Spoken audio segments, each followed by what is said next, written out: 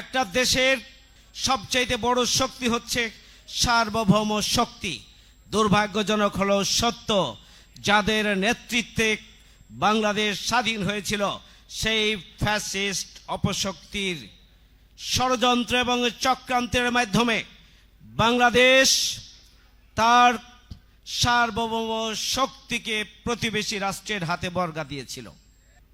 আমরা 1971 সালের 16 ডিসেম্বর আমরা আমাদের বাংলাদেশকে আমরা অর্জন করেছিলাম।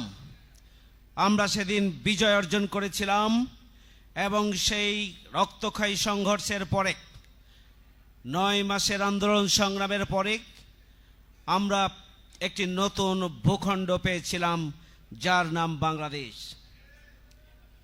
কিন্তু দীর্ঘ 54 বছরেও আমরা স্বাধীনতার যে প্রকৃত স্বাদ সেটি আমরা অর্জন করতে পারিনি। স্বাধীনতার প্রকৃত স্বাদ মানুষের ঘরে ঘরে আমরা পৌঁছাতে পারিনি। আমাদের কথা বলার অধিকার, মত প্রকাশের অধিকার, সভা সমাবেশের অধিকার, আমাদের মানবাধিকার, আমাদের ন্যায্য অধিকার থেকে শুরু করে ন্যায় বিচার পাওয়ার অধিকার, এই সমস্ত অধিকার থেকে দেশের জনগণকে বঞ্চিত করে বাংলাদেশকে বসবাসের অযোগ্য একটি রাষ্ট্রে পরিণত করা হয়েছিল।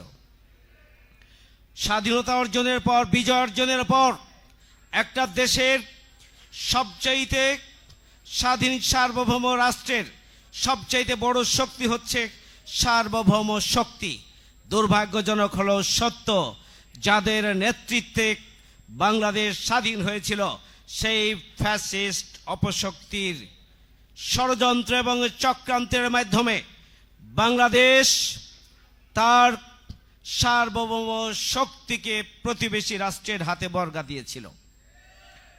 আমরা লড়াই সংগ্রাম করেছিলাম তরুণদের নেতৃত্বে।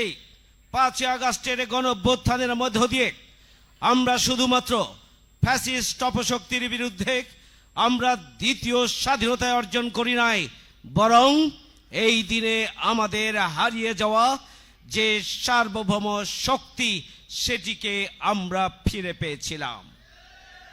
সুতরাং আমরা পরিষ্কার করে বলতে চাই, আমরা আমাদের লড়াই সংগ্রামের মধ্য দিয়ে জীবনের শেষ রক্তবিন্দু দিয়ে যে স্বাধীন সার্বভৌম বাংলাদেশের যাত্রা শুরু হয়েছে, সেই যাত্রা সংবিধান সংস্কার, রাষ্ট্র সংস্কারের মধ্য দিয়ে আগামী দিনে সুখী, সমৃদ্ধশালী, বসবাসযোগ্য, আত্মনির্ভরশীল, মানবিক, ন্যায় এবং ইনসাফের একটি বসবাসযোগ্য বৈষম্যহীন বাংলাদেশ প্রতিষ্ঠার মধ্য দিয়েই আমরা আগামী দিনে সুখী, সমৃদ্ধশালী, বসবাসযোগ্য বাংলাদেশ প্রতিষ্ঠার মধ্য দিয়েই আগামী দিনে প্রকৃত অর্থে আমরা আমাদের বিজয়ের স্বাদ আমরা অর্জন করতে চাই, লাভ করতে চাই।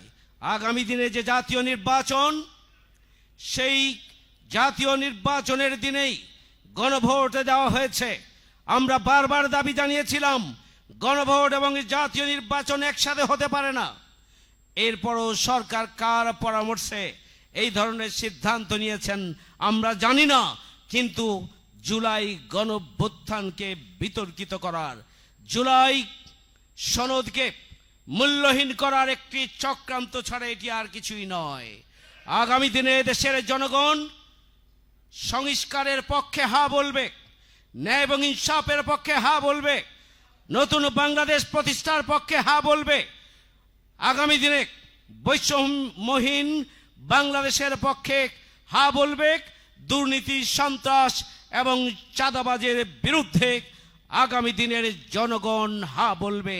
সুতরাং জাতীয় নির্বাচনের দিনে, আগামী দিনে যে গণভোট হবে, সেই গণভোটেও আমরা সংস্কার এবং নতুন বাংলাদেশ বিনির্মাণের পক্ষে, জুলাই সনদের পক্ষে আমরা হা ভোটের পক্ষেই গোটা দেশের জনগণকে আমরা ঐক্যবদ্ধ করে আগামী নির্বাচনকে জনগণের বিজয়ের নির্বাচন হিসাবে পরিগণিত করার জন্য আমরা ভূমিকা পালন করব ইনশাআল্লাহ।